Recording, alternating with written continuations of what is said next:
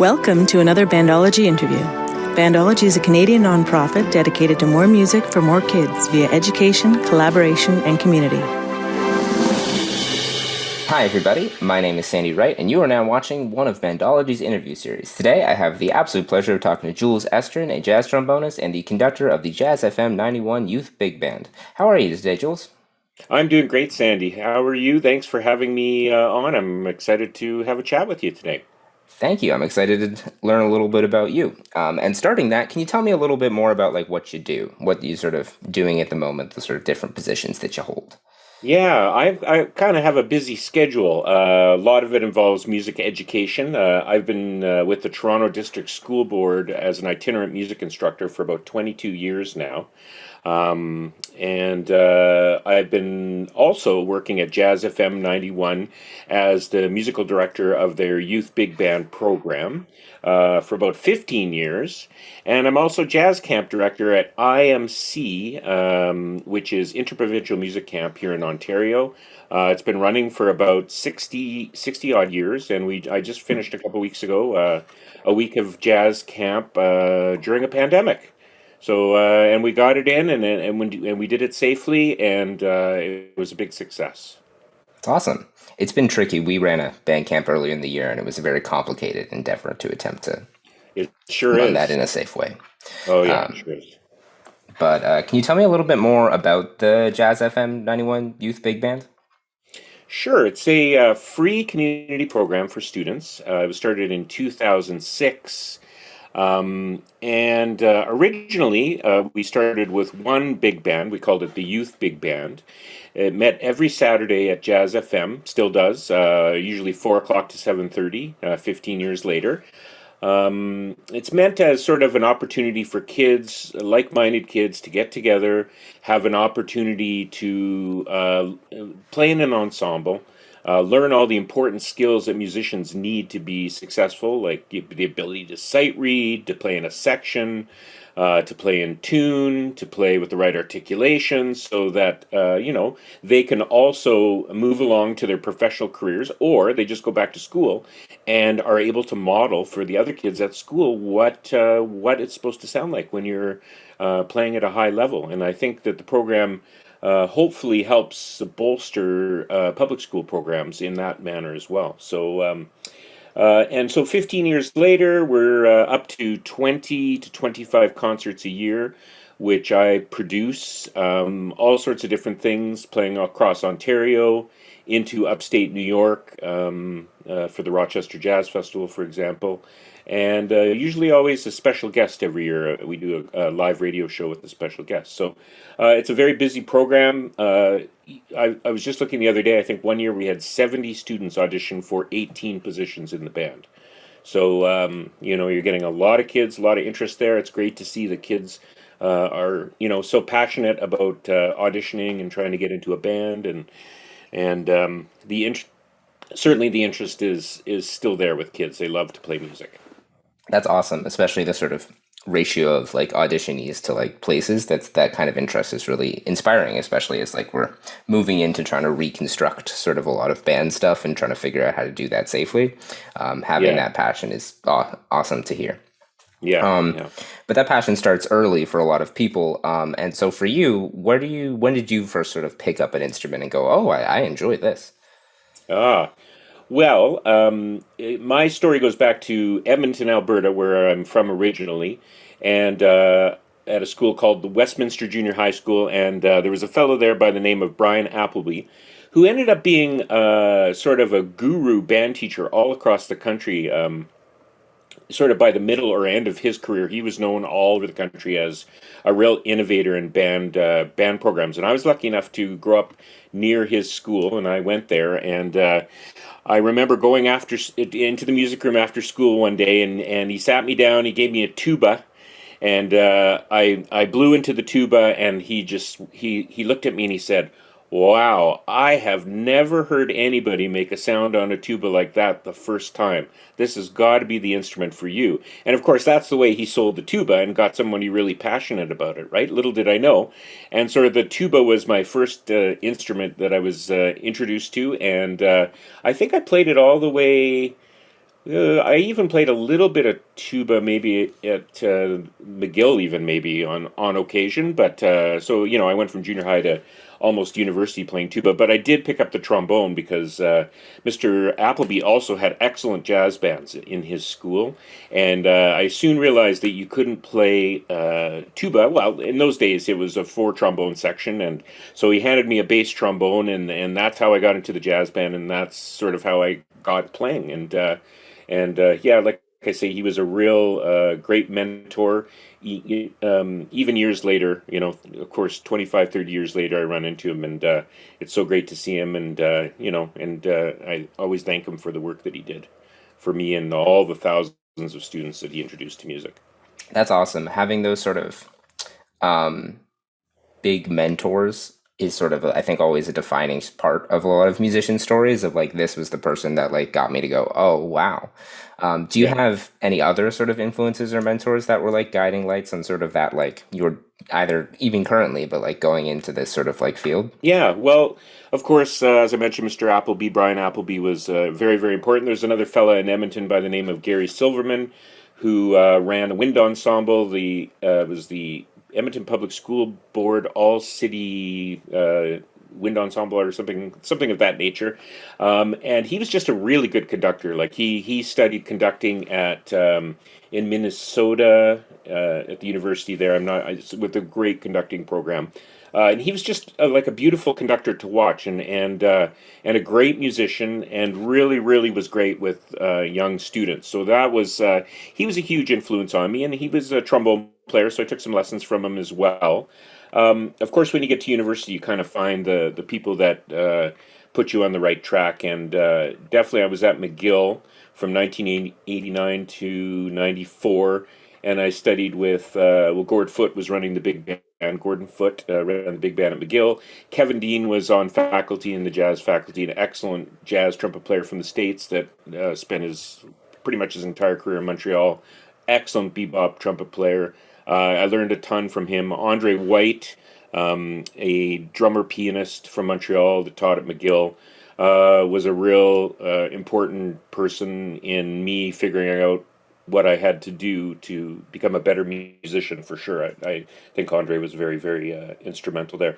And so, you notice they're not always the same people that play your instrument too. They're just people that you run across that kind of, I guess, say the right thing to you at the right time, that it spark that ability or send you on a trajectory of what you need to be working on at the correct time. And I think that's what, good teaching is about. It's really cool that you've had sort of this sort of like continuous ability, like during those sort of like foundational years, you had those sort of like people that were kind of like continuously coming in and going like, hey, this is, and helping you find that sort of like path. Right, And that right. And slot. I would also add that Gord Foote came from McGill to U of T for the last 10 years or so of his career, and I went back and did a master's with him. And really focused on big band conducting. I ran the 7 o'clock Jazz Ensemble at U of T, and just spent a lot of time trying to figure out what he did that made his band sound so great. And so he was a huge influence on me. I really, really found his bands to be super musical. Using all the fundamentals of music, and correcting, being able for me to analyze what my next steps for my bands are in order to make them sound better. So even, it's a continuous path, like you said. Like I'm 52 and I went back and did my master's when I was 43 or 44, still learning, and I have no problem with that. It's a lifelong pursuit. That's very true. In my experience in grad school, we had like a very diverse like band of musicians who were like trying to further their understanding and get better at the things they were doing. And I think that's sort of an important thing to think when you're sort of going into music is like, it's not over. There's basically no point. It's over when you decide it's over. It's never, you're always going to be growing. But what drove you to sort of making that decision of like, oh, I'm going to pursue music as a career. This is what I'm going to do. Was it sort of like, I got no other ideas, or it was just like, do you have like what was the deciding thing? Well, I think it goes back to that band room in Edmonton, Alberta, in grade 7.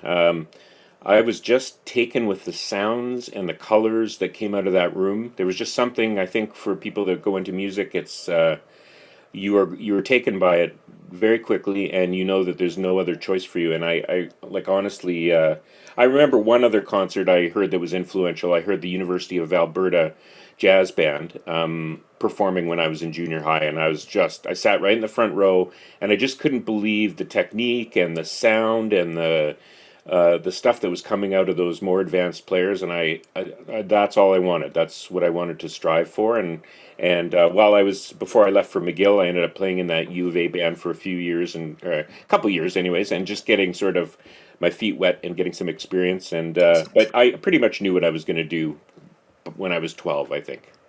That is, Yeah, I admire that. It is a hard, it's an interesting, it's great to see someone who went, oh, I want to do that when they were 12, and then had to go through it all, which is a challenge. Music is a like complicated career, and still came out and go like, oh yeah, I didn't change my mind. And you were able to like get through that sort of process. And that's very, as a person who's in an earlier stage of the career, a relief, because, yeah, sometimes you're like, I made up my mind 8 years ago, and now I'm sitting here going, was that the right call? Yeah. Sometimes. Most of the time it's, oh, I love doing this so much and I'm so happy. But yeah, I think everyone has those moments of like, oh my gosh, what have I done? But on the other side of those sort of, oh my gosh, what have I done moments, you have these wonderful like potential for like amazing career highlights. Could you talk a little bit about like any career highlights you've had, things that stand out over the past year? Yeah, this is an interesting question because like career highlights for me and the work that I did at Jazz FM are kind of the same thing. Like even though I'm working with students, the level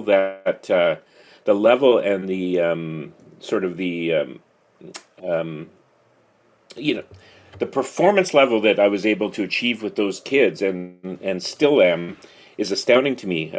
They sound like a very good university band, despite the fact that we can have kids in grade 7 all the way to grade 12. Like they're if you hit them on a good day, they can sound absolutely fantastic. It's a little astounding, and I'm really proud of those. Like some of those concerts are sort of the highlight of my professional career. I've worked with lots of entertainers and musicians and stuff over the years, and I think I'm just as proud of some of those concerts that I've done with the Jazz FM group as most stuff I've done in my professional playing career.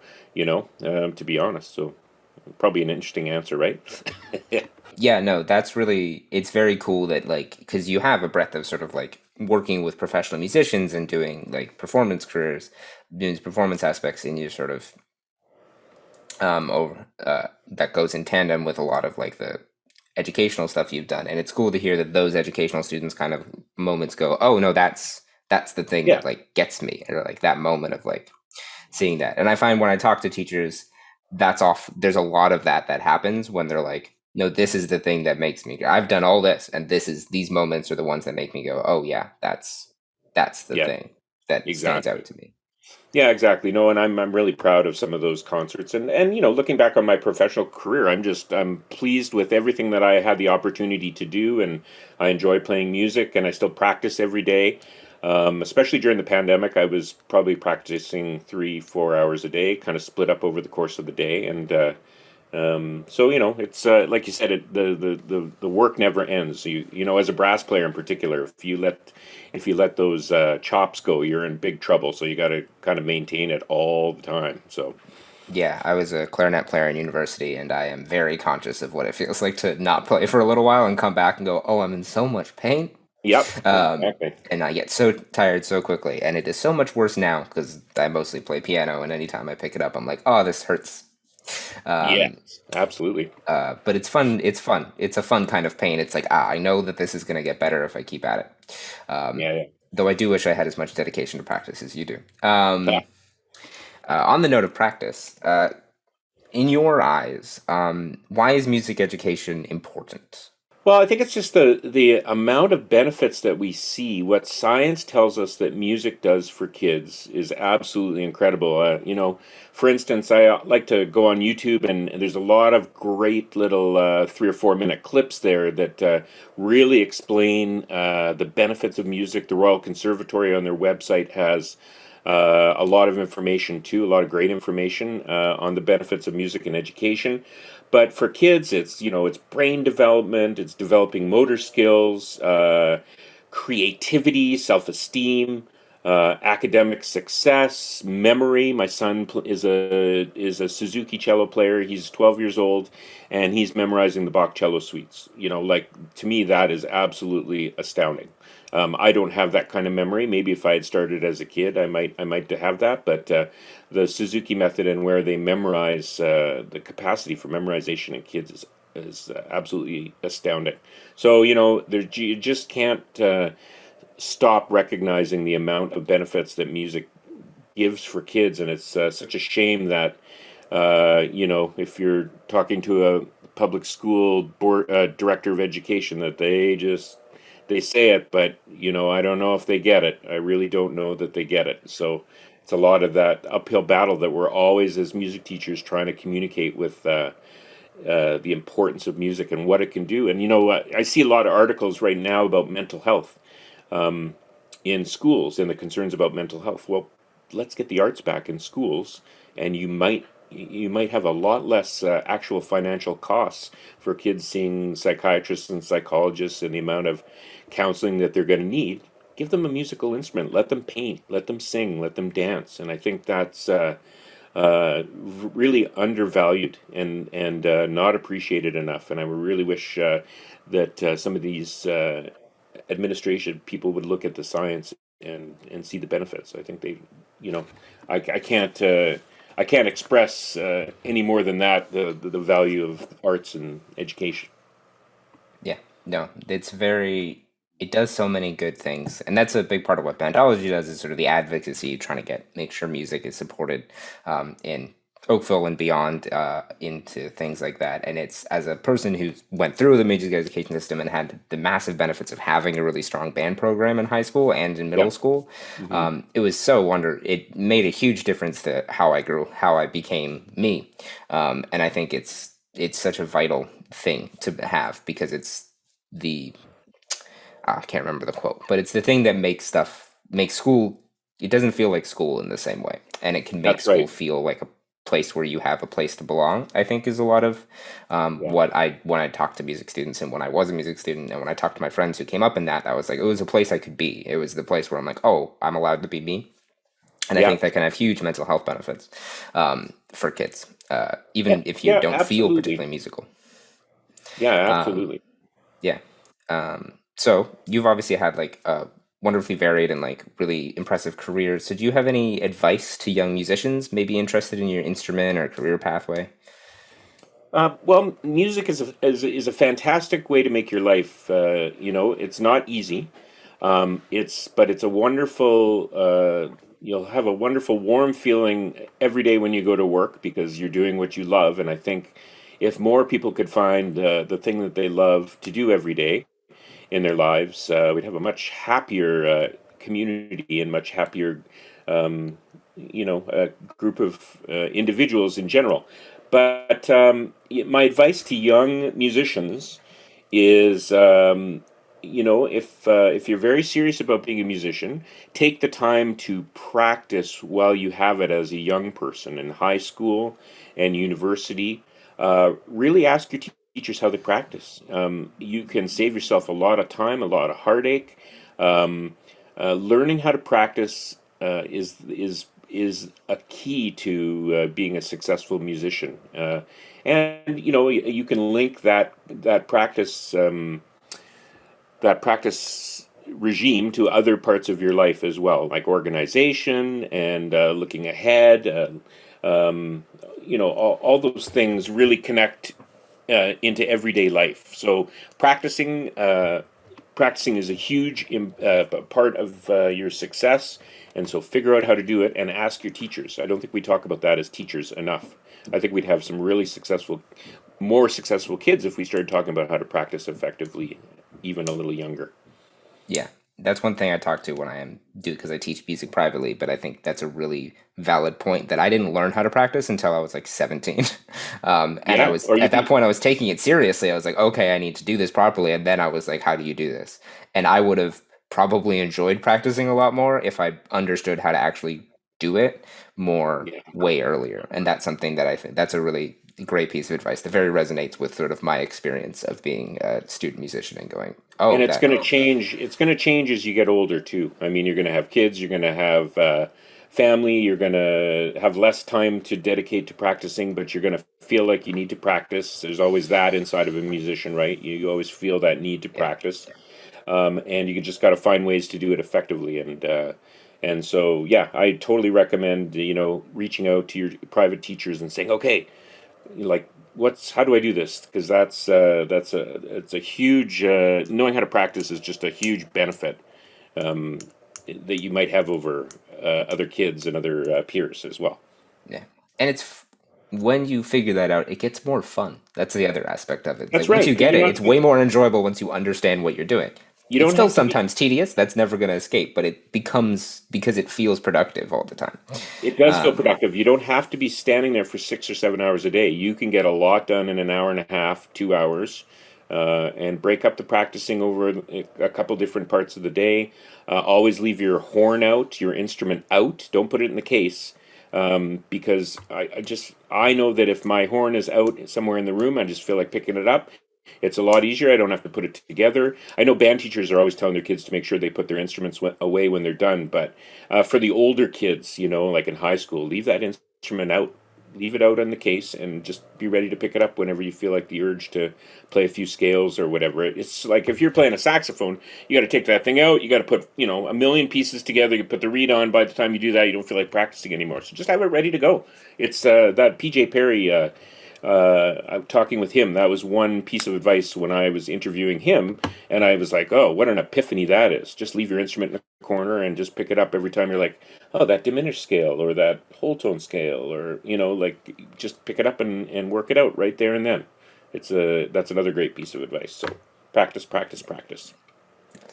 If you're a clarinet player, don't leave it anywhere that it can get overly humid or overly dry. It's just not going to be good. But do that. That's my. That's my caveat tip for that. So that's sort of the end of the bulk of our questions. But we have our Fast Five, which are quick, rapid fire, fun questions, which are kind of music related, but also way more enjoyable, just for sort of get to know you questions as we sort of round out the interview. So, you ready? I'm ready. Let's do it. Question 1: favorite movie soundtrack? Anything by John Williams. He's the master of movie soundtracks, the master of creating emotion in music, so definitely anything by John Williams. Classic choice. Absolutely great. Number 2, instrument you wish you played. I always wanted to play the valve trombone, and I actually decided to take it up about 10 years ago. So I bought one, had a lot of fun with it, and now I'm back to the slide. The valve trombone was a fun experiment, but I think I'm back on the slide. But I did always want to play the valve trombone because Rob McConnell was a huge influence on me, the big band leader from Toronto, and valve trombone. Valve trombone, cool. I don't think I've ever seen a valve trombone in real life. I've seen pictures, but I don't know of anyone who's ever. I've never met anyone who's played it. Pretty rare. They're cool though. They're very cool. Question 3: what is your hidden talent? Hidden talent. I'm pretty handy around the house, especially during the last 2 years when you couldn't have anybody into your house to do any work or do anything. So I've been doing projects around the house, little things that I can tackle. I know with YouTube and all that sort of thing now, everything is described. They show you how to do everything. So I'd say probably one of the things about that most people don't know is I'm getting handier and handier with work around the house. Nice. I wish that had been what has happened over the last 2 years in terms of my hidden talents, but it hasn't. Question 4: what's your favorite concert you've attended? My favorite concert that I've attended. Well, I saw Frank Sinatra in 1992 in upstate New York with a 90-piece orchestra, and he was sort of beginning his decline there with Alzheimer's. But at certain points in the concert, he sounded absolutely fantastic. There were a few kind of "do I know where I am" in the lyrics kind of moments, but in general, boy, he could still belt it out even in 1992. So I would say Saratoga Springs, New York. That's where that was. So we drove down from Montreal. Adam James, who's a singer from Los Angeles that I went to McGill with, and Denzel Sinclair, a vocalist from Toronto. We got in a car and drove down, and man, it was incredible to see Sinatra. That's so cool, man. I would love that. Sinatra was a huge part of the background noise of my childhood. So good. And the most pandemic related question we have: what's the last show you binge watched? Oh man, my kids have really been into The Office, and so I've gone back with them and been enjoying watching The Office, and it's like more clever today than it was when I watched it originally. I think I really get the sense of humor a little bit more now. It was kind of a little offbeat in its day, but now it makes a lot of sense to me. Not offbeat, but yeah, I love it. We've just been watching that, couple every day during the pandemic, just sitting around and watching The Office. Very clever, great show. Yeah, that is. I agree with when it was first on. I was obviously a lot younger, but like when it was first on, it wasn't really my jam. And then as I got older, I was like, no, I understand. I understand what's going on in this thing. Yeah, they were just a little ahead of their time. I mean, it was extremely popular as a television show, and but I think nowadays, like kids are really grabbing onto it. It's a very strange phenomenon, how popular it's become. But The Office, that would definitely be my binge. Yeah. Always a good time. So, thank you so much for chatting to me. Do you have anything exciting, any big projects or exciting things coming up? Not particularly. I think we're all just kind of sitting around waiting to see what's happening in terms of this fourth wave, right? So, anything? Yeah, no, nothing terribly exciting. But if I do come up with something, I'll give you a call and you can help me advertise it. How does that sound? Oh, for sure. We'll definitely. Well, on that note, thank you so much for talking with me today. It's been a great time. Thank you everybody for watching. You've been watching a Bandology interview series. I've been Sandy Wright talking to Jules Estrin. We have stuff on our Facebook page and YouTube pages every Thursday at 7 p.m. And thank you for watching.